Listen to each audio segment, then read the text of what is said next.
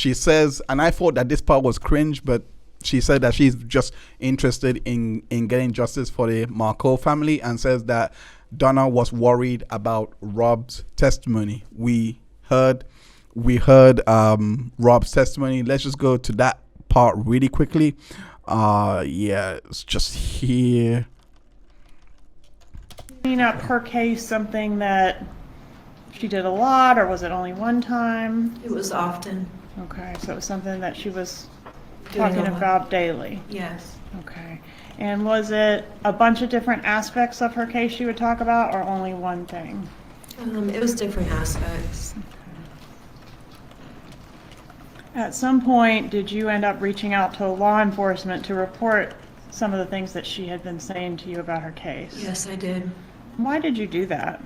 Well, initially I did it for selfish reasons, but more that I spent time with Donna, I realized that it was morally correct, and I wanted to get justice for the Markel family. Okay, so she said that in regards to getting justice for the Markel family, and like the fact that she said she did it for selfish reasons, I actually believe that a lot more, because I don't know, if you are in jail, it's hard. I don't know. It's hard to believe that people in jail that they just have a sudden crisis of conscience and they need to put someone away. Anyway, so she was given a note by Donna on what to say in court and what she was supposed to testify to, and I thought that this note was particularly damning for Donna in every respect you can think of. Let's listen. That's Donna's, Miss Adelson. Okay, so she wrote this in your notebook? Yes, ma'am. And what is it you were supposed to do with this information? I was supposed to study it and answer it correctly on the stand for her. So this is what she wanted you to say in court.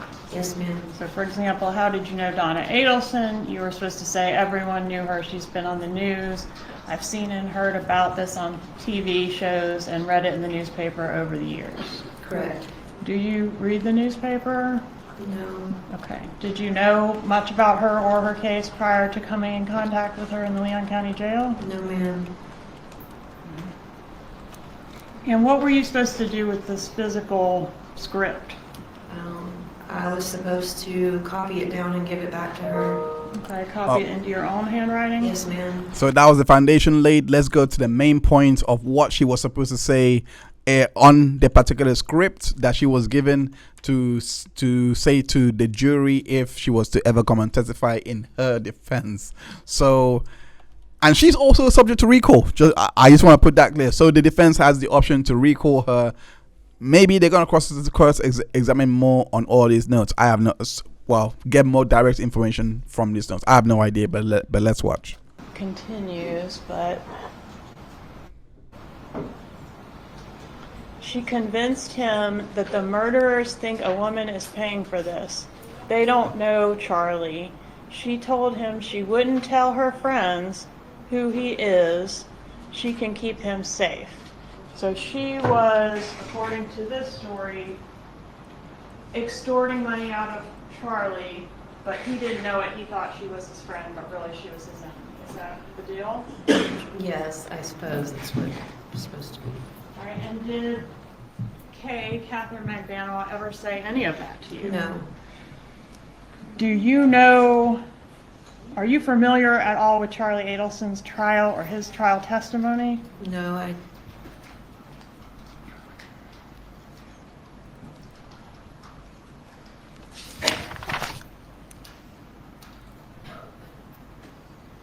There's a part on here that says,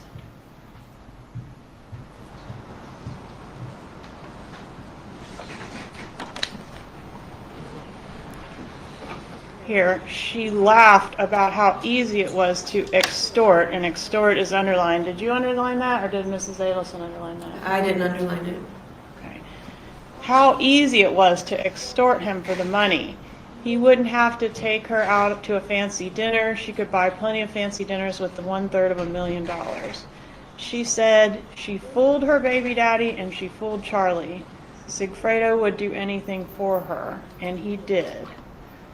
All right, so Again, sorry to keep asking the same question, but did Kay say any of this to No. you? Okay. Charlie was scared and easy to extort. What a stupid fool.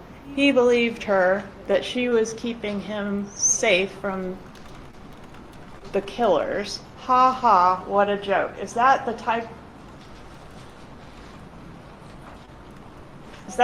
of language that Catherine McBanoa would use? No. Do you know her well enough to tell this jury that she wouldn't say something like, you know, what a stupid fool, ha ha, what a joke? Yeah, she wouldn't talk like that.